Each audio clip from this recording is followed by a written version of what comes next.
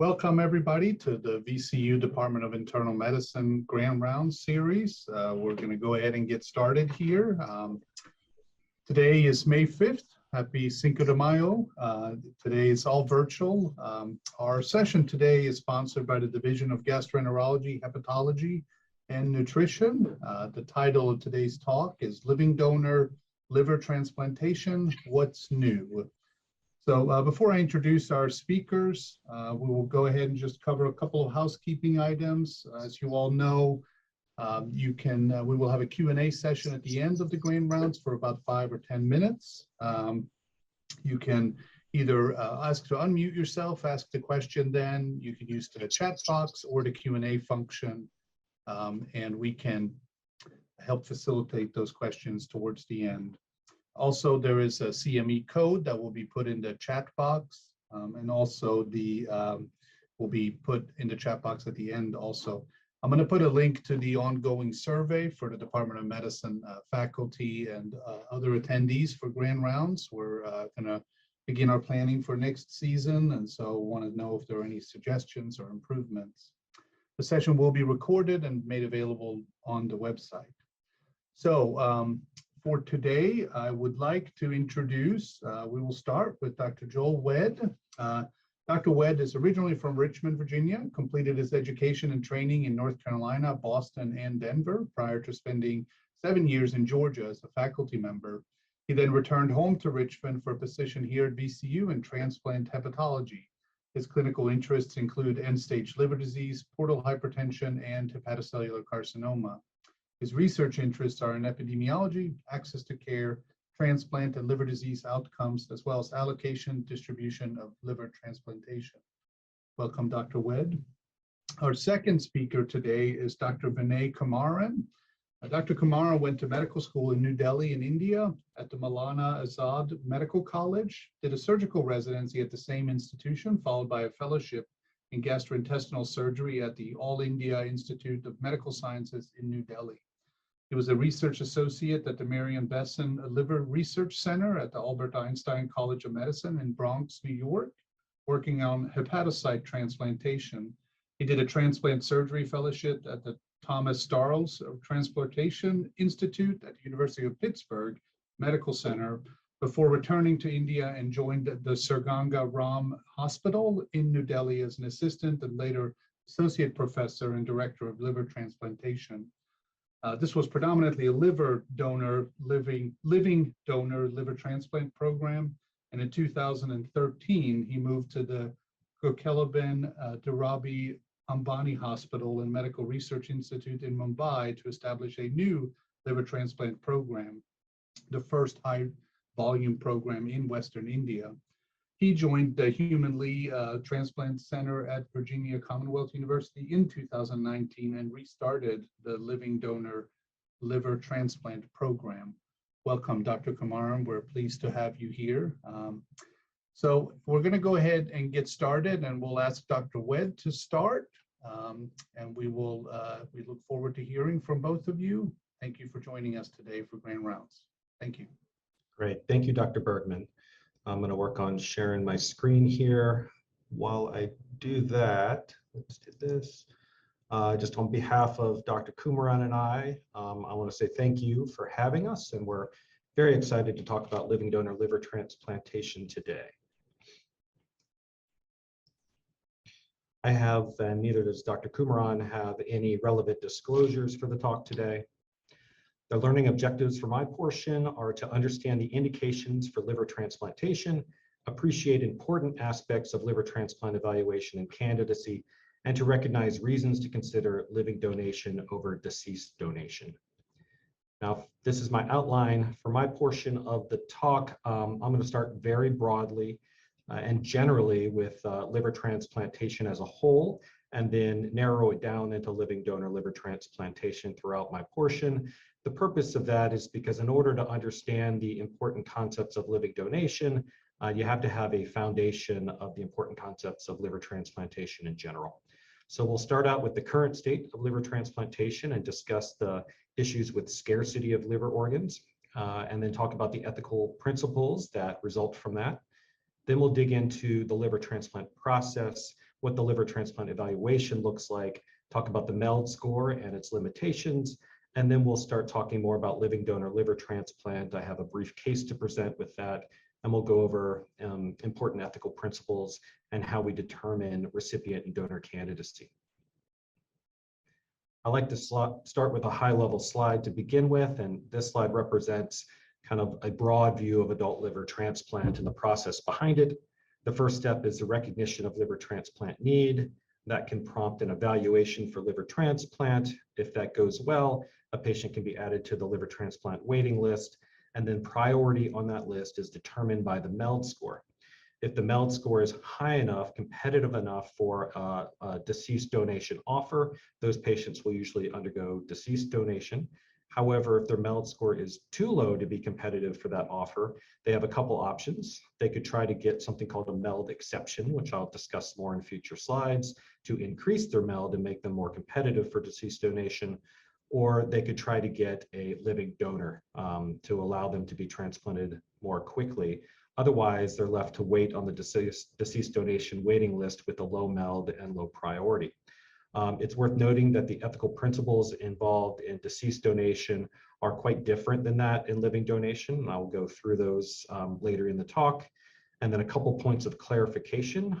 Deceased donation is usually in the setting of adults, a full liver from a brain death or cardiac death donor, whereas living donation is the right lobe coming from a living volunteer. So let's start with the current state of liver transplant.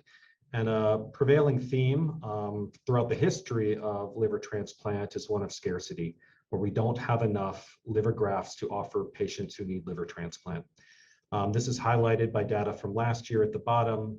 There were over 13,000 patients added to the liver wait list in 2021, yet only a little over 9,000 liver transplants were performed. And so there's a big gap between need and availability. This is the curve of liver transplant volume over the last 10 or so, 8 to 10 years. And you can see that we're able to get volume up. It is going up steadily. However, if you superimpose the waitlist volume to that, you'll see waitlist volume is also going up. So despite doing more transplants, we still have a gap between supply and demand. And it looks like this might only get worse in terms of urgency to fix this problem. This is a graph over the last 12 years or so showing the age distribution on the wait list. And what's important here is you see groups like 50 to 64 years old are declining in proportion of liver transplant wait list, whereas groups like 65 and older, we're getting more and more 65 and older patients being listed.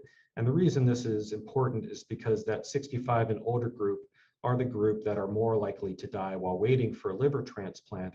So in the setting of scarcity, with an aging population on the wait list, the chance of dying while waiting for a liver transplant goes up.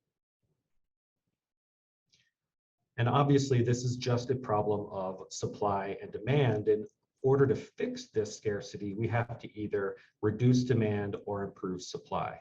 We put a lot of effort into reducing demand in hepatitis C. So with new advents in hepatitis C therapy over the last decade, the proportion of patients needing transplant for hepatitis C has gone down dramatically. Unfortunately, the people taking their place are patients with alcoholic liver disease or fatty liver disease. You could also expand the pool and improve supply. You can do that by doing more donation after cardiac death. You could reduce the rates with which we discard livers from deceased donors, or you could, throughout the population, try to get more people to agree to be organ donors. And we've been working on all of these things, but as you could see from the previous slides, we are still in the hole in terms of supply and demand. And when you have a scarce resource, you're left with some ethical principles that really pit the potential individual recipient to the interests of society. Liver transplants from deceased donors are a societal resource. From the individual side, you can think about beneficence, or doing as best you can for the individual, futility, so not doing anything that is not going to help them, and non-malfeasance, of course, not hurting them. But from a societal perspective, you have to think about distributive justice, utility, and rationing, all to make sure that you're doing as best you can with this scarce resource. And unfortunately, sometimes these two sets, the individual and the societal sets of ethical principles, are put at odds. With that being said, let's talk about how we try to find candidates for transplant and consider these ethical principles. The first step, as I mentioned before, is recognition of need. And this prompts referral to a liver transplant center. And we rely on our gastroenterologists, our family practice, our internal medicine colleagues to recognize when a patient needs a liver transplant to send to us. Although when we want to initiate a transplant evaluation, that requires the expertise of a transplant hepatologist or surgeon.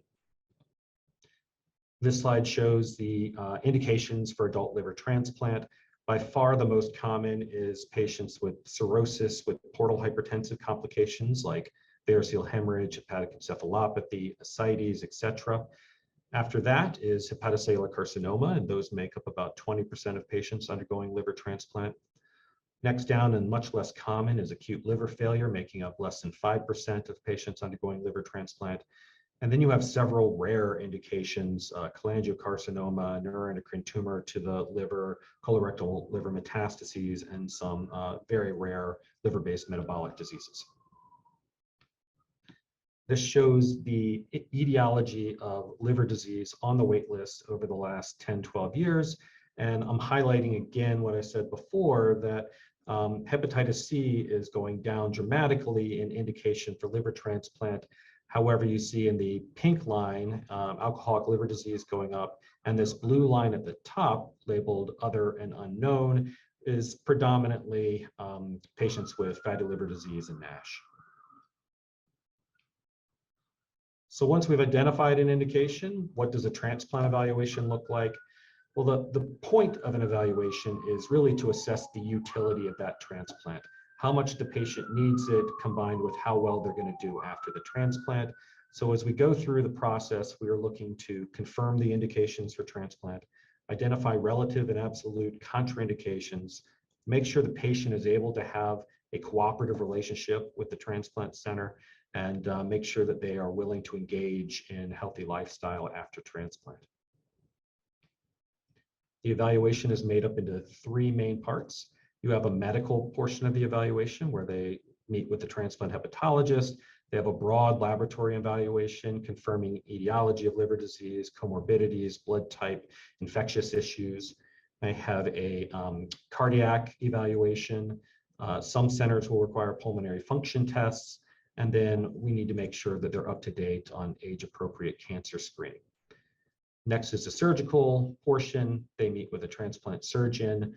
They have multiphasic cross-sectional abdominal imaging, and the surgeon is looking at that to make sure that the vascular and biliary connections are appropriate for the transplant surgery. And then an anesthesiologist will weigh in and see if the patient is likely to do well during the surgery itself. Then there is a psychosocial component where the patient's meeting with transplant coordinators, transplant-specific social workers, financial coordinators, substance abuse experts who are often psychologists or psychiatrists. And the purpose of this portion of the evaluation is to make sure that a patient from a psychological and social perspective is likely to do well after liver transplant. Throughout this evaluation, we're looking for contraindications. In general, patients who are not expected to survive transplant or have a meaningful recovery should not undergo liver transplant.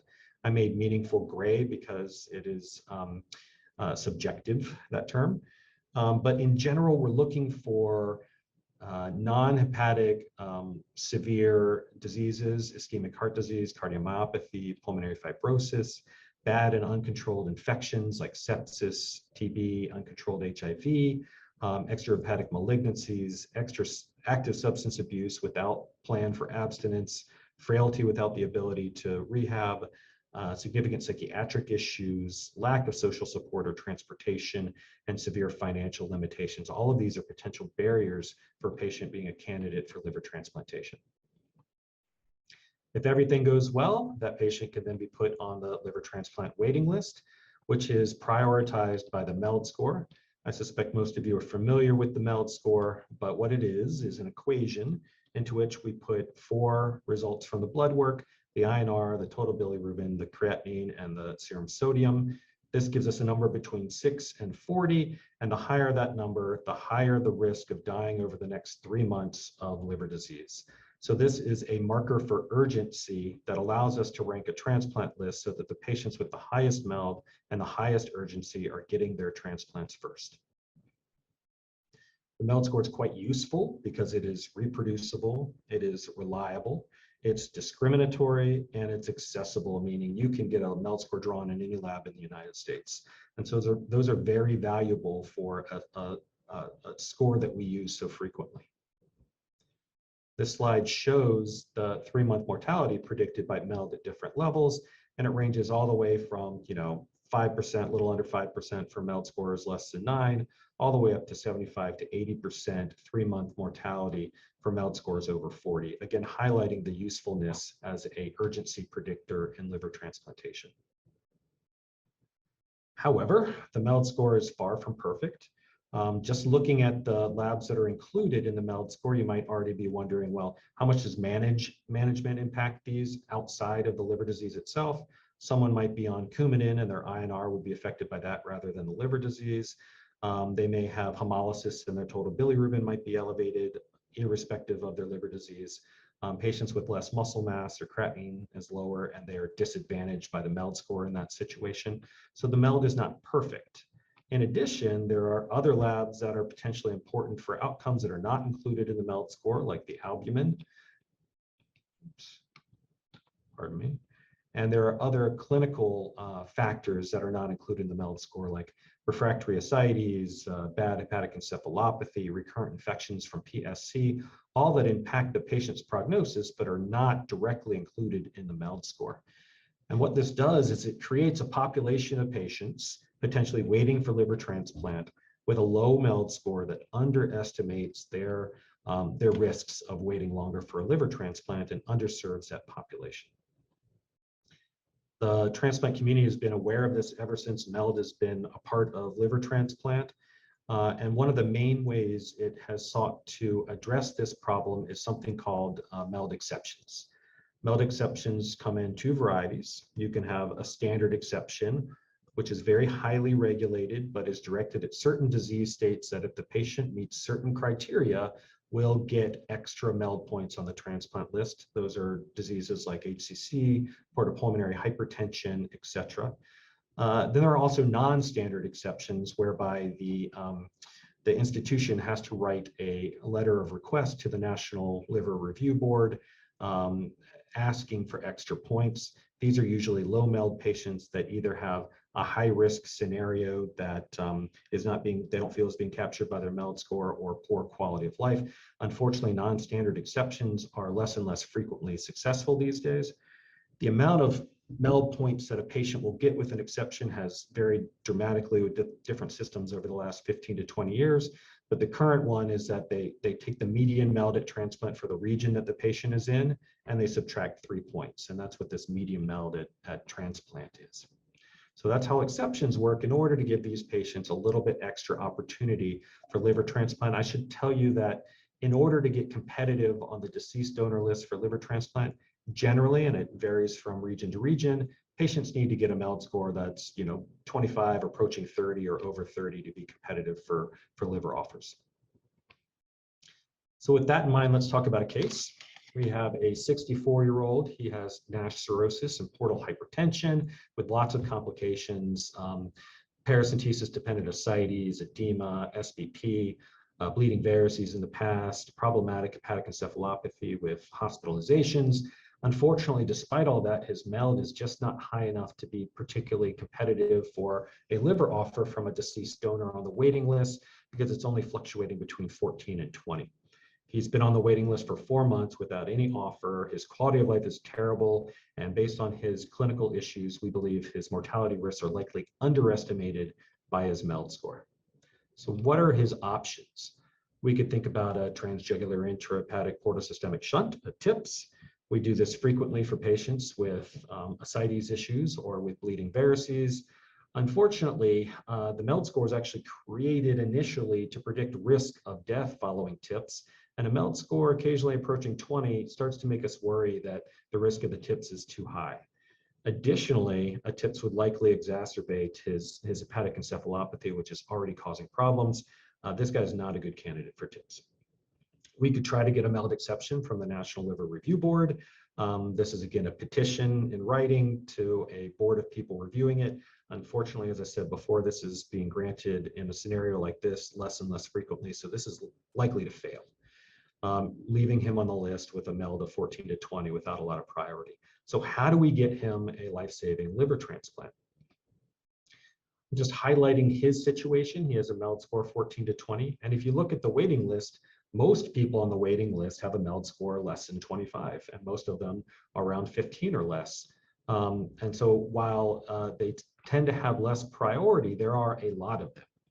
And while they die less frequently on the waiting list than patients with higher Melds, which is predictable because the Meld is an urgency predictor, it's still not zero. And so you have a subpopulation with patients with lower Meld who have the possibility of dying while waiting for liver transplant because we can't get one fast enough for them when their Meld score is low, and when they get sick, it happens too quickly to swoop in and save their lives.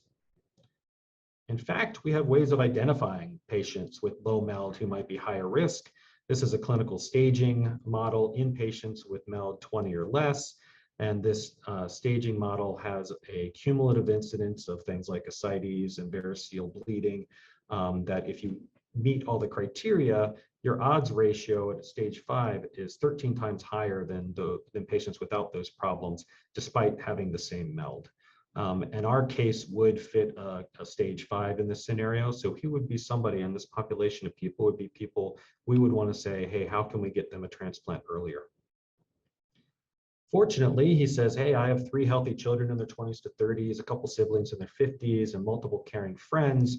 Could I possibly get a donor liver from one of them? And you say, oh, okay, yeah, let's think about living donor liver transplant as an opportunity to save this man's life. This shows the deceased donor rates. I had a similar graph earlier, but what's on this figure also is living donor. And the point of this is to show you that while we have been increasing our deceased donor to try to keep up with the demand, we haven't really increased living donor very much nationally to help bite into the supply and demand issue. And so this is an opportunity for us to focus on living donation to improve this problem.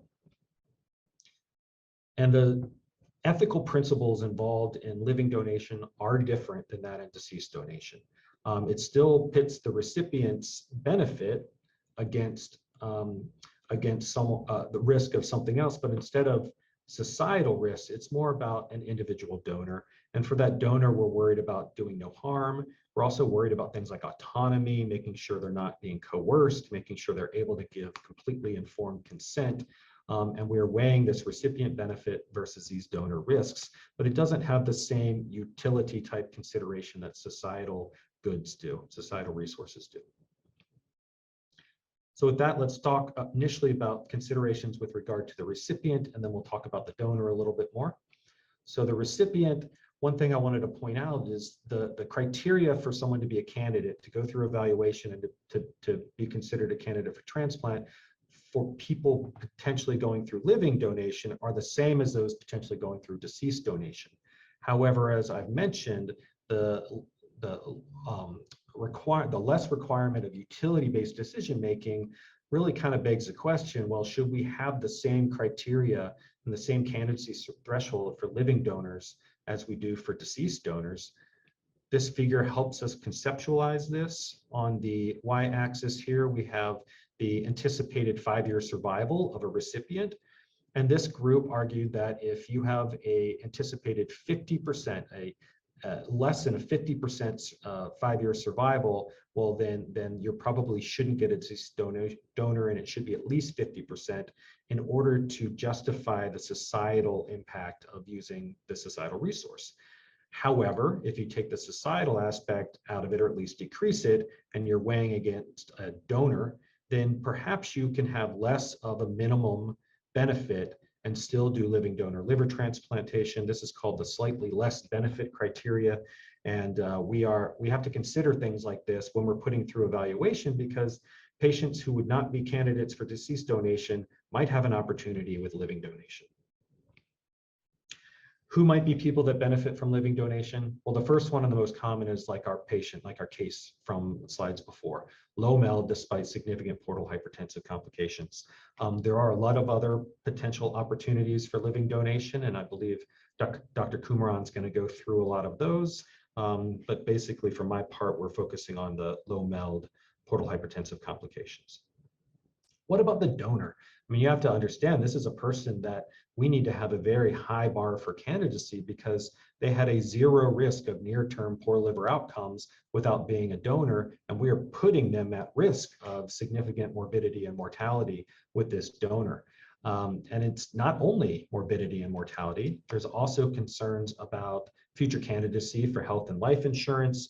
The donor might end up with body image issues from the scars.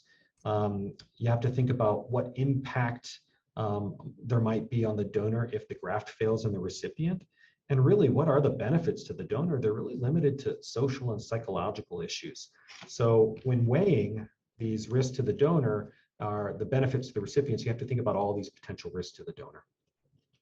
And when you do that, you're exercising this principle called double equipoise, where you're saying, can we justify the risk of the donor based on the recipient benefit?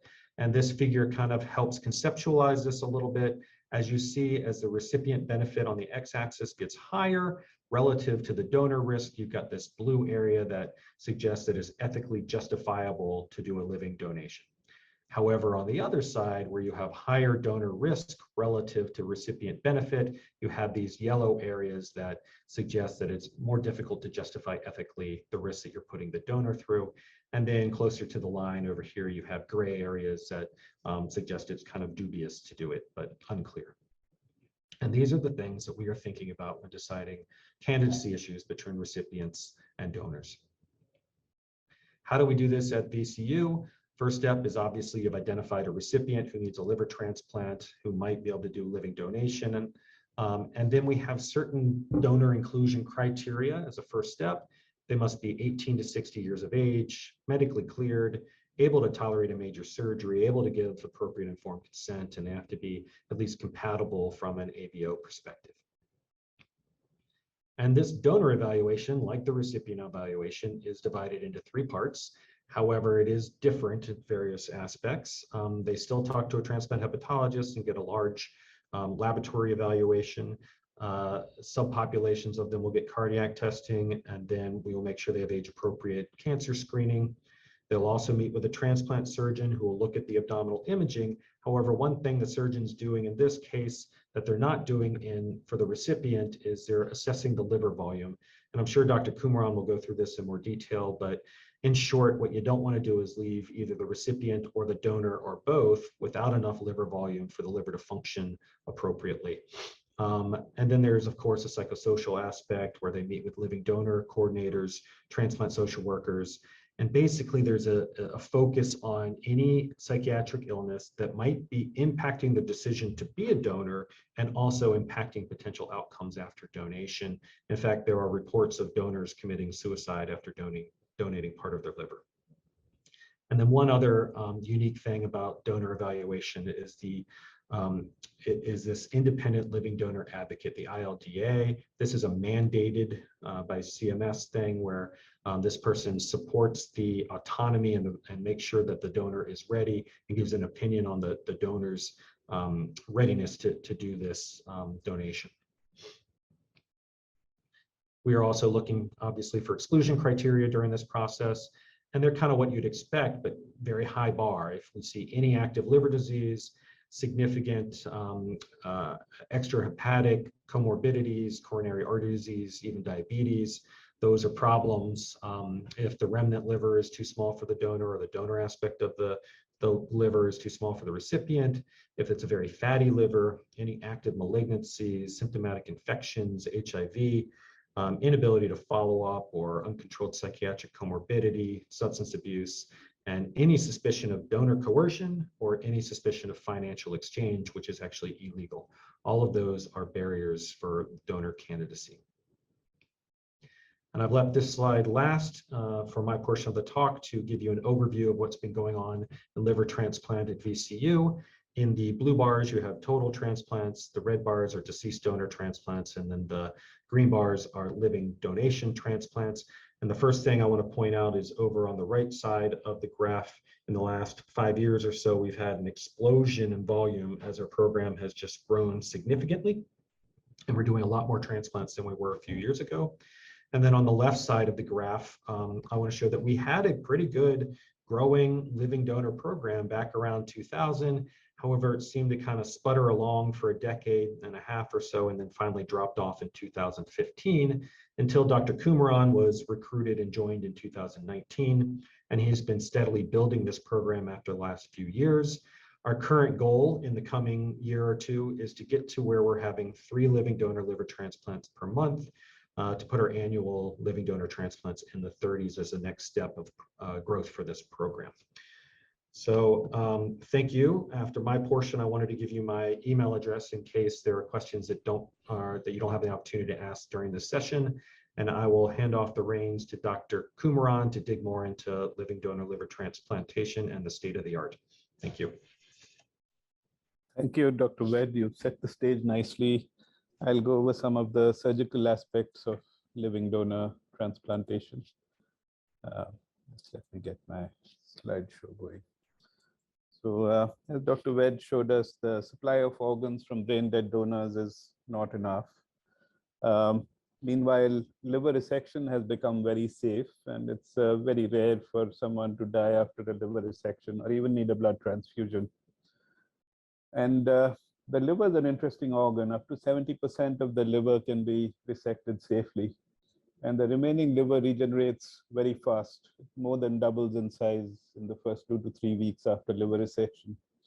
So that's what makes living donor liver transplantation possible. The advantages, of course, are the transplant can be scheduled. We don't have to wait until the patient has the highest Meld score in the region before he gets a transplant. We can keep a very short cold ischemia time, and the recipient's getting a perfect liver. So the first successful living donor liver transplant was done in Brisbane by Russell Strong and his group. This was a pediatric transplant. The mother donated a left lateral segment to her child. The child was doing well now and is actually a physiotherapist in a hospital in Malaysia. So they established that you can take part of a liver from an adult and use it to replace the liver of a small child. The first time living donor liver transplantation was done in an adult recipient was reported from Japan. And this was a 53-year-old lady with primary biliary cirrhosis, very sick with a bilirubin of 20, ascites, encephalopathy. So her donor was her son, and he donated the left lobe of his liver. And she was a small lady, so that left lobe was sufficient to replace her liver. And that's 434 cc graft grew to almost 3 times its size in 2 weeks after surgery. And this was an early illustration of how fast the liver regenerates in these cases. So they established that you can take part of the liver from an adult and transplant it into another adult. Now, the left lobe of the liver has always been easier to take out and easier to transplant. Taking out the right lobe was considered a much bigger operation. That accounts for usually about 60 to 70% of the liver. But you also have to think about how much liver the recipient needs. And an approximate figure is at least 0.8% of the recipient's weight. So for most adult recipients, the left lobe of an adult donor is too small. So the first time the right lobe of a liver was used for transplant was actually not in an adult, it was in a pediatric case. And they actually went into the OR planning to take out the left lobe of the donor. But while doing the surgery, they found that what seemed like a single artery on the left side was actually 3 different small arteries. So it would have been impossible to reconstruct these three arteries when it was put into the recipient. So they decided to take the right side of the liver. So that was the first successful right lobe used for a living donor liver transplant. So other centers began to think that maybe you can use the right side safely for transplant. And the first large series came from this group in Hong Kong, which has in fact pioneered many of the technical aspects of living donor transplantation. So they had 7 adult patients, all of them acute or acute on chronic liver failure. All of them were in the ICU with severe encephalopathy. 3 were on ventilators, 2 of them had intracranial pressure monitors. 5 of the 7 were in renal failure. So they were able to very quickly work up the donors. The median time from listing to consent was 36 hours, and time from consent to living donor transplant was 15 hours. They had fairly large graft because they were taking the right side of the liver along with the middle hepatic vein, and 6 of the 7 recipients recovered. So they demonstrated that the size of the graft is important, but also that you can safely take out the right side of the liver for transplant. And in fact, one of the centers which pioneered right lobe living donor liver transplantation was VCU. And this is the early report from when the transplant program started. So the adult to adult living donor program started in 1998. And they reported 25 living donor transplants, which at that time was 40% of all the liver transplants. And they had a relatively high rate of biliary complications, but otherwise an excellent graft and patient survival, which was as good as the deceased donor transplantation. So adult to adult LDLT was beginning to look like a good idea. More and more transplant centers began doing it. But there are surgical challenges when we take part of the liver. We'll go over the surgical aspects separately for the venous outflow, for the hepatic artery, and for the bile ducts. The portal vein is easy. It doesn't matter whether it's living donor or deceased donor, but the other aspects are very different in the two. So the liver is divided into the right lobe and the left lobe according to the blood supply, right? The portal vein divides into right and left. Hepatic artery divides into right and left. The bile duct flows from the right and the left side. But unfortunately, the venous outflow is not organized into a right and left. There are 3 major hepatic veins. There's a right hepatic vein, there's a left hepatic vein, and there's a middle hepatic vein. And the middle hepatic vein gets tributaries from both sides of the liver. So it's always been an issue that you can't really perfectly drain a right lobe graft if you leave the middle hepatic vein behind at the donor.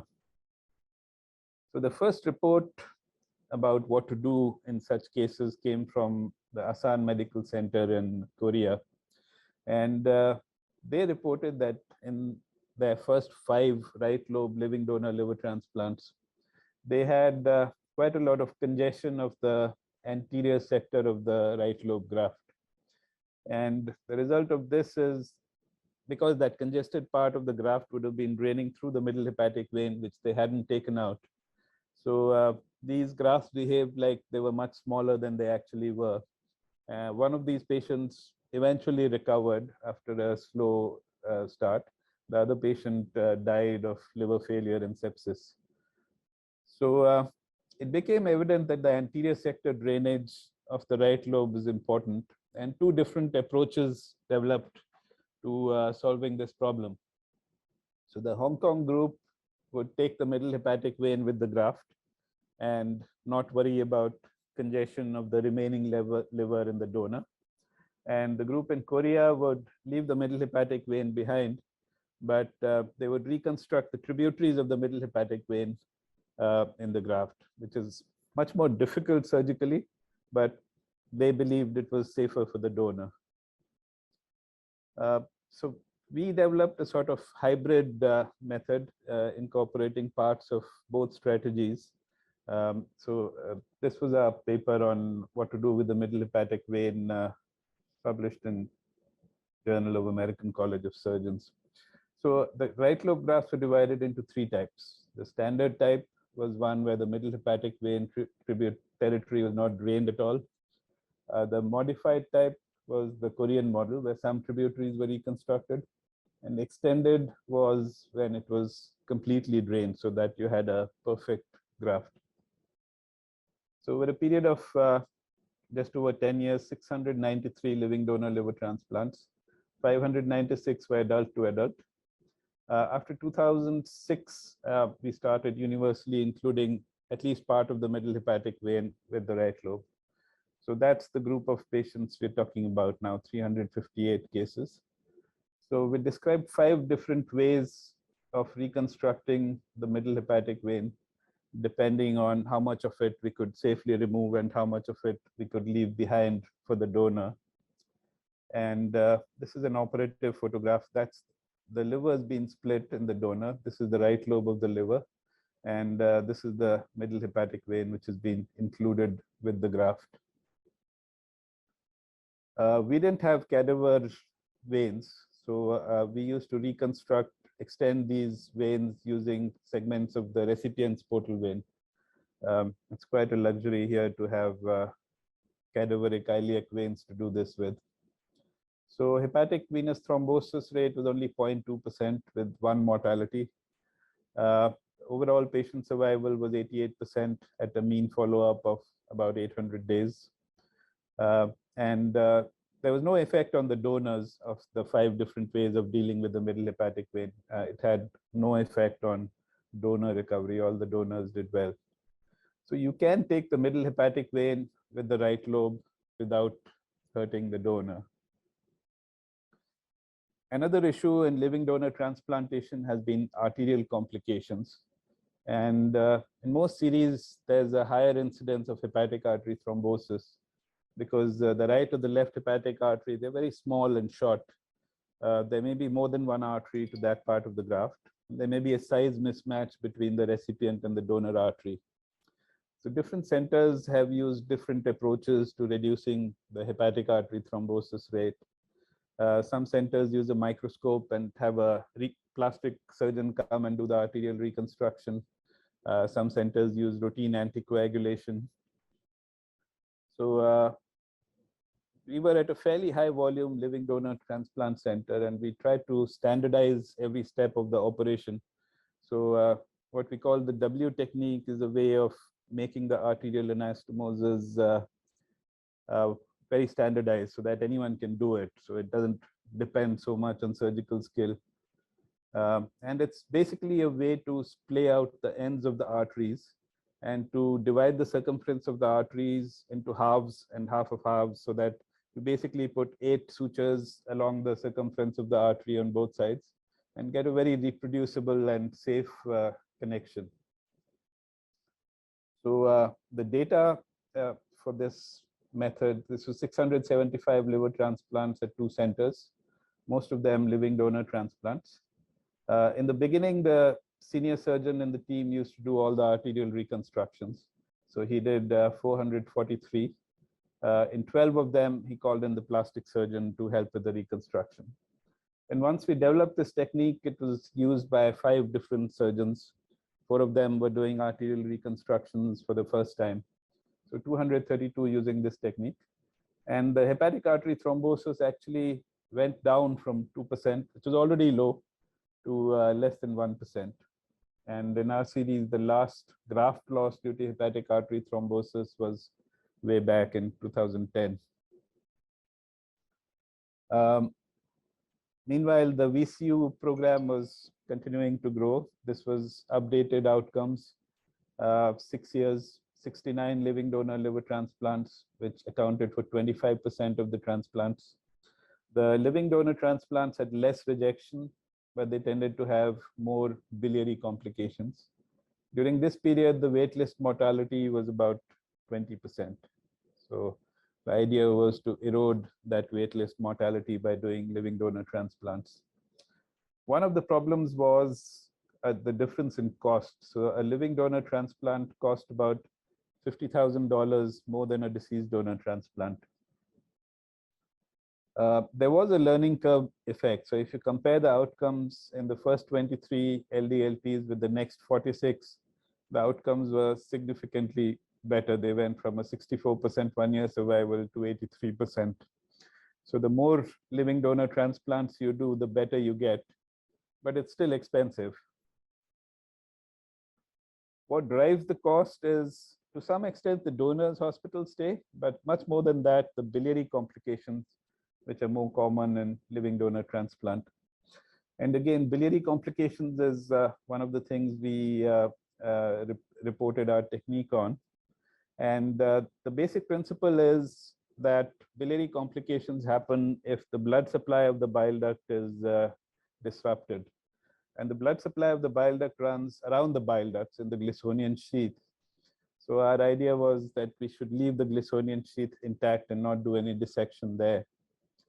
So this is what was called the Hpgs approach, the hilar plate Glisonian sheath approach to biliary reconstruction.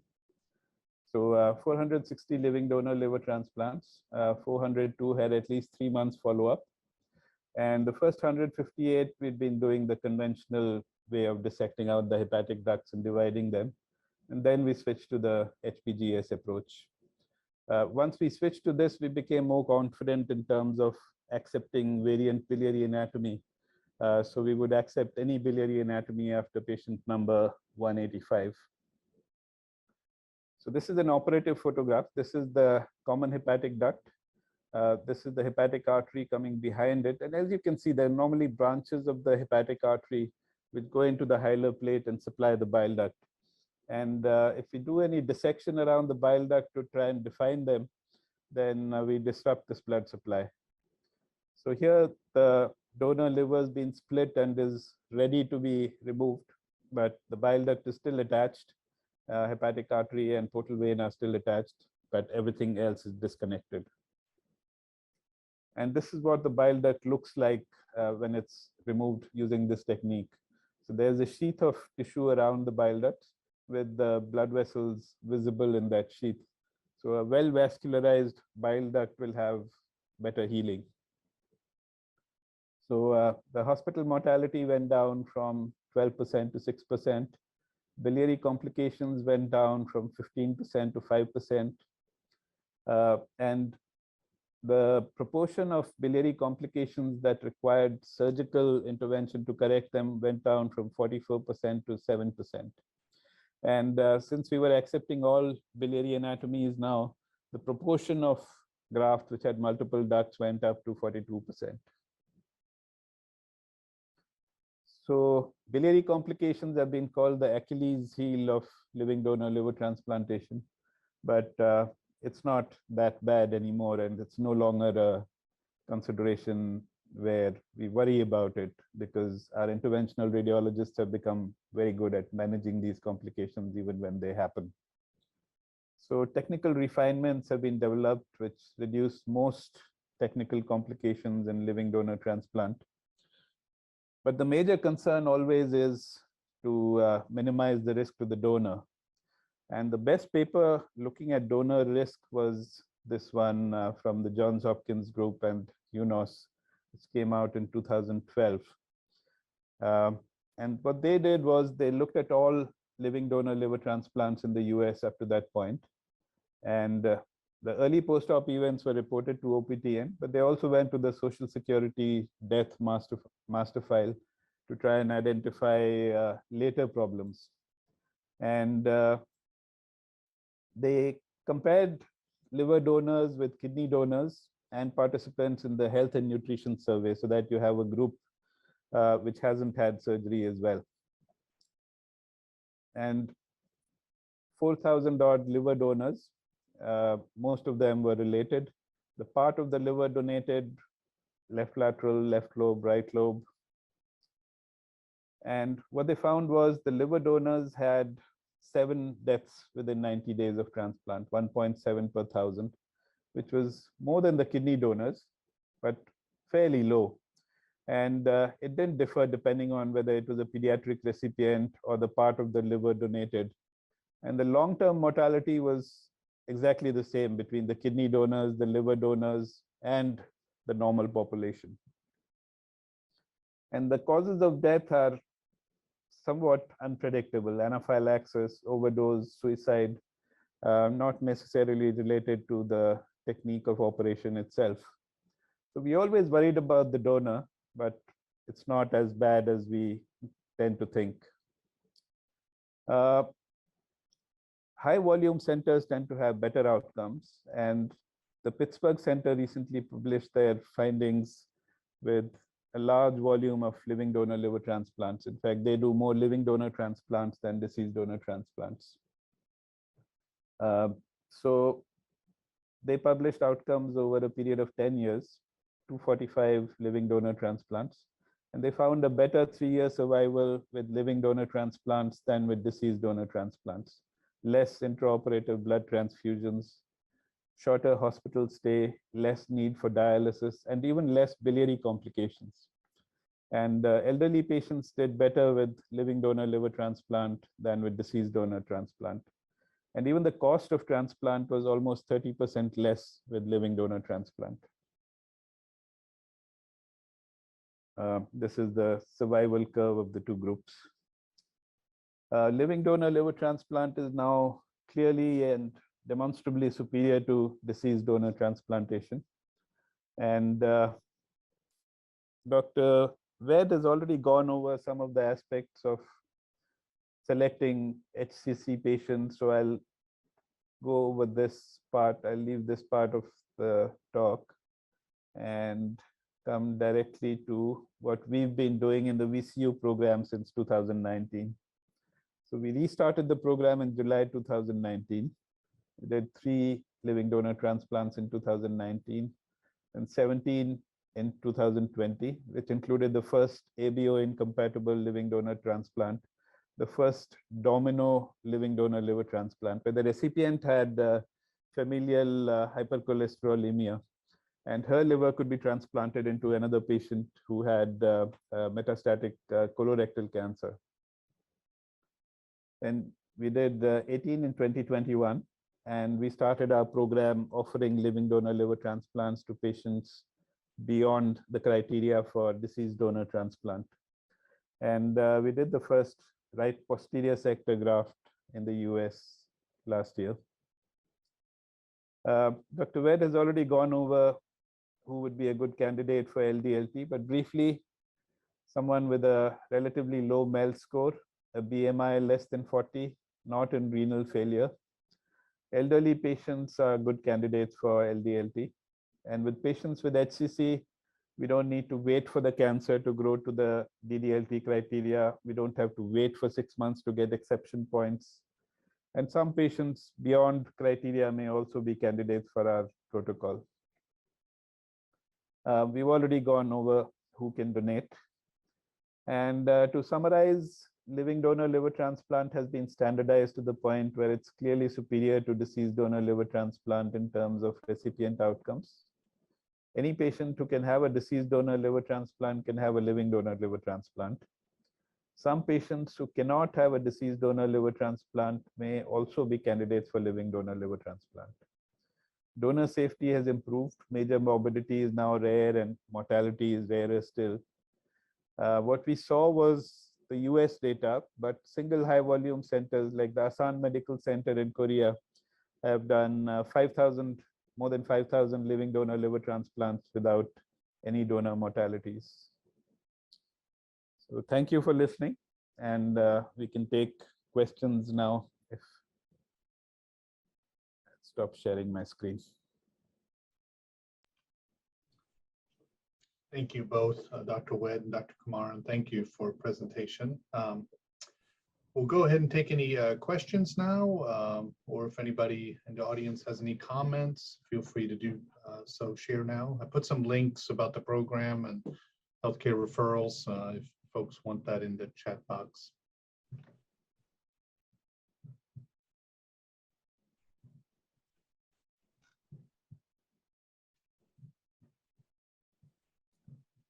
So So in terms of future plans, one of the things we are planning to start here is using the robot for donor hepatectomies. So one of the things we worry about is the large scar and pain to the donor during recovery. We've already started doing a fair amount of hepatobiliary surgery robotically. And probably by the end of this year or early next year, we'll start doing the donors, at least selected donors with favorable anatomy using the robot. I guess I'll start with a question. I'm a geriatrician. I take care of older adults, and the question, age itself is not a great marker, but frailty or physical function and performance. I was trying to remember if that was specifically talked about. I was just trying to see if either of you had a comment around transplantation in older individuals. I mean, it's always case by case. There are frailty scores that are used and frailty markers that are used to indicate or contraindicate liver transplant. I think our approach here is to keep that in mind, but consider the patient very broadly.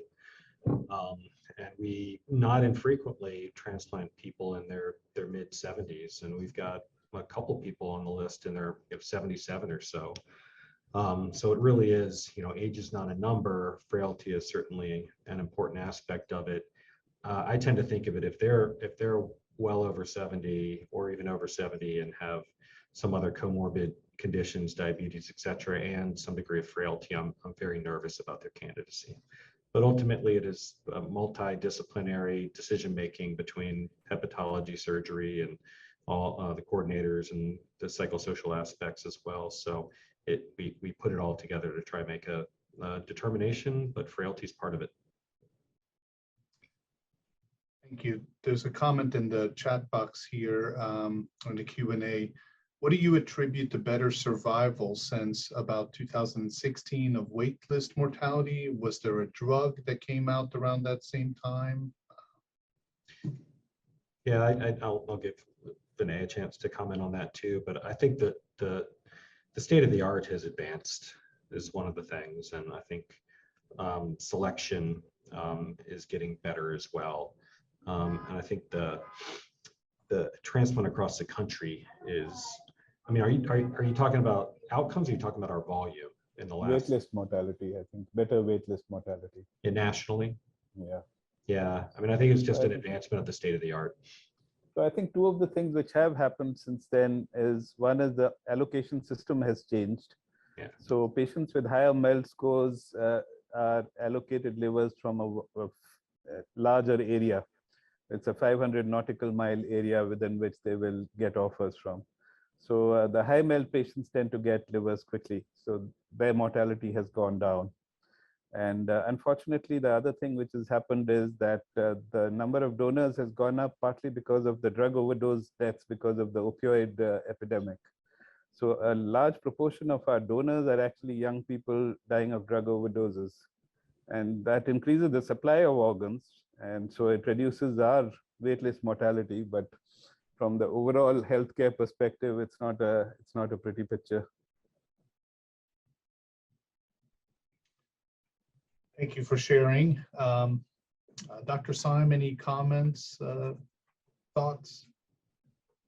No, just wanted to thank you both for the presentation, and so proud of what you're doing with liver transplantation here, and the benefit it brings to patients, but also I think national recognition it gains the institution as well, which is always good as we fight for market share, and we fight to expand our education and research programs. So thanks for all you do. Appreciate it, and appreciate the tremendous team it takes to do these things, including the patients and their families.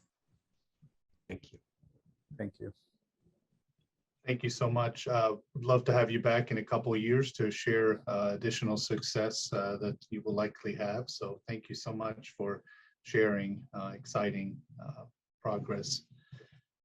On behalf of Department of Medicine, thank you for your grand rounds today, and thank you everybody for participation. The code is in the chat and the lecture will be online. Dr. Kumaran, Dr. Wedd, thank you so much for your presentation. Appreciate it. Thanks for having us.